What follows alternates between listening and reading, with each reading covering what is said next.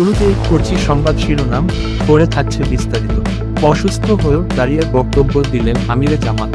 আজ ফিরলেন সুস্থ হয়ে। এক নজরে দেখুন জমজমাট সেই সমাবেশের সব চমক। এতক্ষণ শুনছিলেন সংবাদ শিরোনাম, চলুন বিস্তারিত শুনে আসা যাক। 19শে জুলাই শনিবার ঢাকার সোহরাওয়ার্দী উদ্যানে অনুষ্ঠিত হলো বাংলাদেশ জামায়াতে ইসলামীর এক ঐতিহাসিক গণসমাবেশ।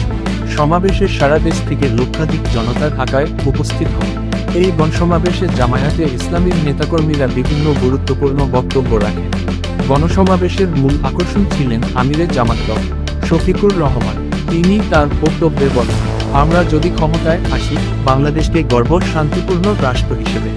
আমরা শাসক নই, সেবক হব। আমরা অন্যায় করব না, অন্যায় হতেও দেব না। তবে এই বক্তব্য চলাকালে তিনি অসুস্থ হয়ে পড়েন। দুবার শরীর দুর্বল হয়ে যাওয়া সত্ত্বেও তিনি দাঁড়িয়ে বক্তব্য দিয়ে যান। শেষ দিকে বসে বক্তব্য শেষ করেন তিনি। আজ 20শে জুলাই সর্বশেষ খবরে জানা গেছে, বাংলাদেশ জামায়াতে ইসলামীর আমির ড. শফিকুর রহমান এখন সুস্থ। তিনি নিজ বাসভবনে ফিরে গেছেন এবং বর্তমানে বিশ্রামে আছেন বলে দলীয় সূত্রে নিশ্চিত করা হয়েছে। এই ছিল 7 নিউজ 24 থেকে আজকের আপডেট। আপনার মনে যদি এই খবর একটুও স্পর্শ করে, তাহলে ভিডিওটি লাইক দিন, কমেন্ট করুন আপনার মতামত। আর দেশের রাজনীতির সঠিক খবর পেতে এখনই সাবস্ক্রাইব করুন সাব্বির নিউজ 24, কারণ সত্যকে জানার অধিকার সবার।